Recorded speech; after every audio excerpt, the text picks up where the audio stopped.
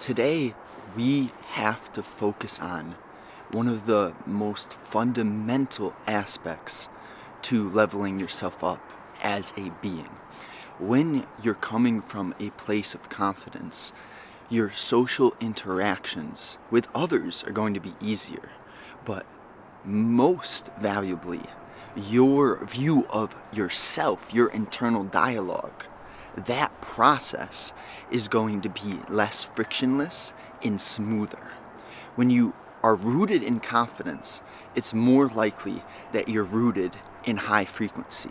So that place of high frequency, what is it? What is it?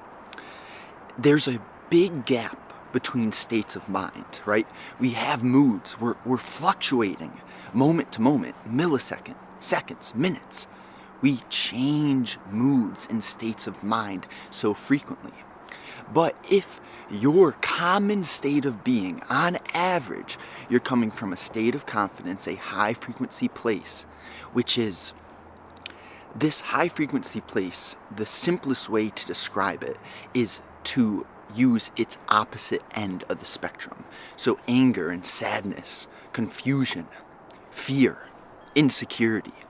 Those are the opposite of high frequency. Those are low frequency states of mind.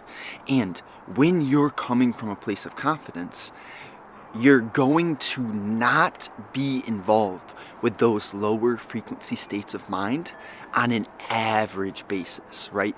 More often than not, throughout your days, you'll be coming from high frequency. So what is it? What do you do to create yourself into the person who is operating from high frequency and confidence and courage more often than not? That's sort of the question. And I think we can start with, just as to describe high frequency, we go to the opposite end of the spectrum. To describe this, we also go to the opposite end of the spectrum. So to realize, what is it that we're not supposed to be doing? And see, I don't want you to obsess over that. Don't obsess over not doing things, but just identify, just get clear on the things which you do that on average bring you to low frequency, right? Complaining, viewing yourself, coming from a victim state of mind, coming from a doing state of mind. I have to do that, then I have to do this, then I have to do that. That is the survival perspective. So, right, we have a victim mindset, which is so limiting. There's no confidence in a victim mindset. Everything's happening to you, and therefore, you're coming from a state of low frequency when everything is happening to you because you're almost helpless, right? When you're that victim. So the last place you want to be is the victim perspective. But easier said than done, right? If you're caught in that perspective, what is it that is making it seem okay for you to act like a victim? Usually, it's coming from this place of, I can't believe that would happen to me. Why would it happen to me? So, first of all, the why question is a shit question. Why? More so, we can ask a better question, and that question will bring us into a different perspective and therefore raise the odds that we enter a new state of mind and a new mood, a fresh frequency. And what's a better way to ask that question? Maybe instead of why is this happening to me, what is the lesson within this occurrence? What can I take away that has a strengthening, a positive impact on me? So it really comes down to the quality of the questions you ask, right?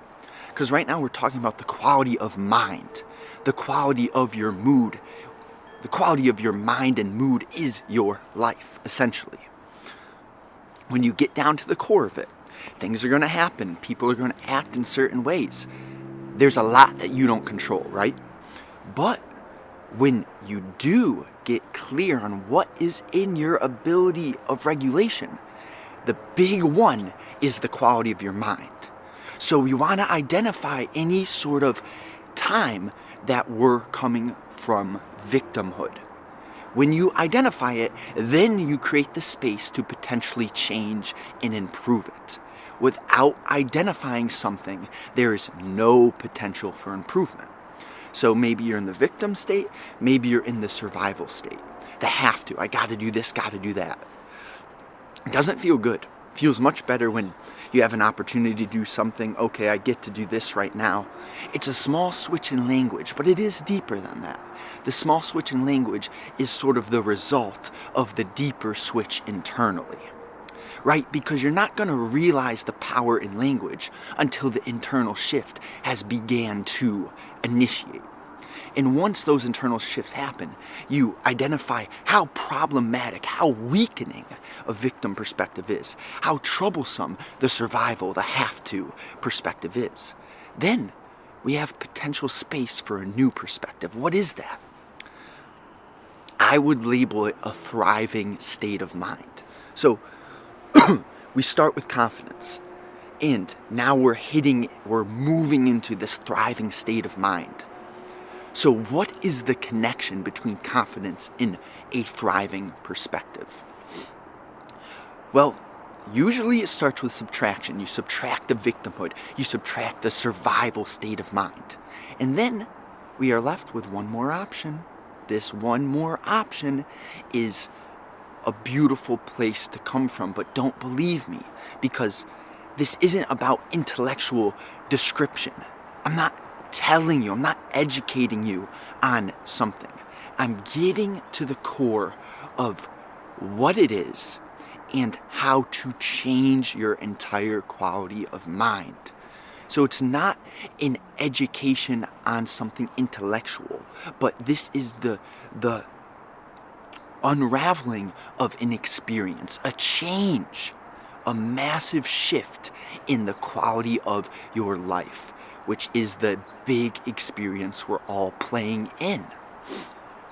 You can't make this stuff up. And it's only valuable to individuals who are aware of the massive impact that their internal quality of mind has, right? There are going to be certain people who have not done the work to realize the power in what I'm speaking on. So therefore, this may not affect them. Guess what? My favorite part about sharing and speaking is that I'm not forcing this upon anyone.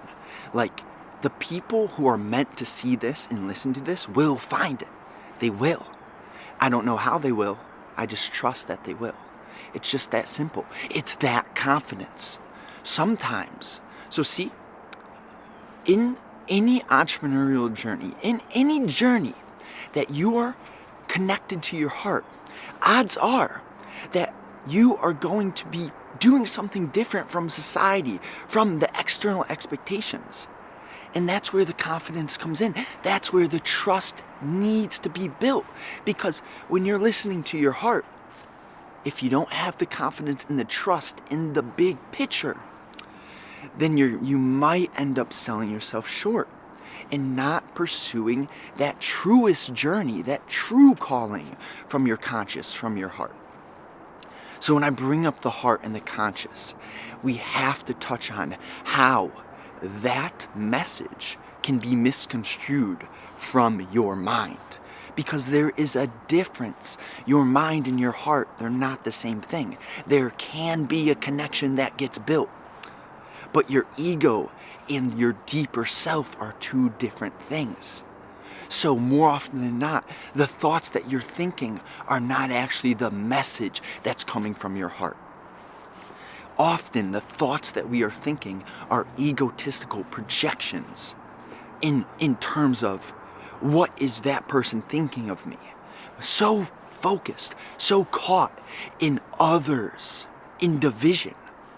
Because when we're thinking about what others think of us, they are totally separate from us. It's Justin, and there's Joe's thoughts of Justin.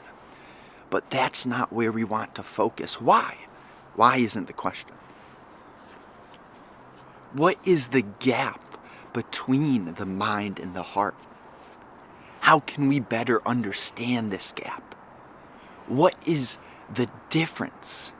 How can I describe the difference between what it feels like to hear your heart and what it feels like to hear your mind. I think what it comes down to is truly being aware of the root of where the thought or the feeling is coming from. What does that mean, though?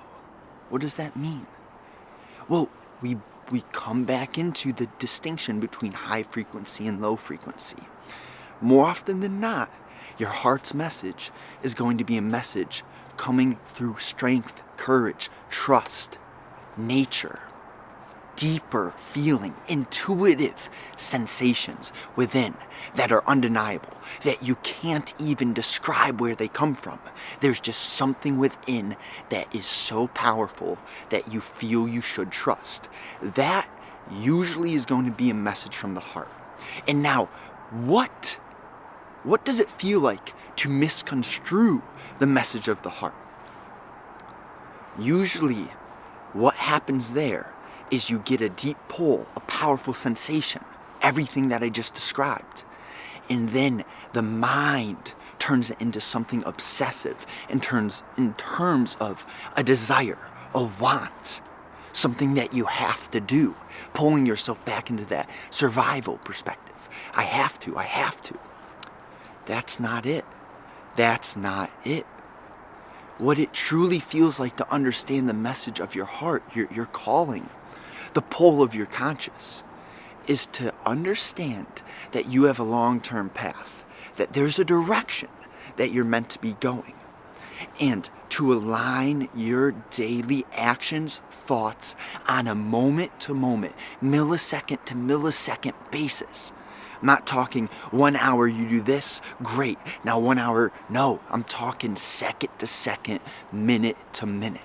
The smallest of fractions matter here. It's all about the details. The gap occurs when you start to become more aware of the difference between what you are at your core and your egotistical thought process. That's the big gap right there. And you'll start to have these moments. The more that you operate from confidence and high frequency, these moments will get clearer for you as you continue to go down this direction in the path that you trust within. These moments of ego versus truest nature, you'll begin to feel it, and you'll begin to have the ability to transition from egotistical low frequency to high frequency in such a short period of time. And I almost can't put it into words. This stuff it's something that you feel on such a deep level that words just barely scrape what I'm getting at. What I'm talking about here is so much more deep in terms of feelings and experiences. See, words can describe, they can do their best to describe something, a transition, whatever.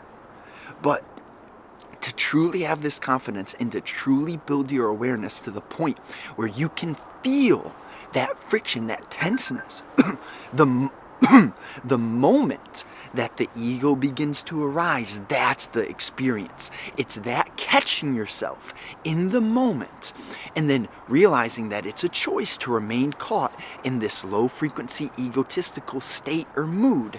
And then what I do, what helps me, see, I don't want you to just say, oh, Justin says this helps him, so let me copy it. Please don't. Please do not copy me. But maybe just test something out and see if it works for you, right? I'm not your leader. I'm not your whatever. I'm just someone sharing some things that have helped me out. So that's the last thing I want is any sort of just do what Justin says or just automatically believe what he says without actually testing it, experimenting with it. That's the mindset I please ask you to come with for anything that you hear from me. Is it's all just the experiment. Just test it out and see what happens for you.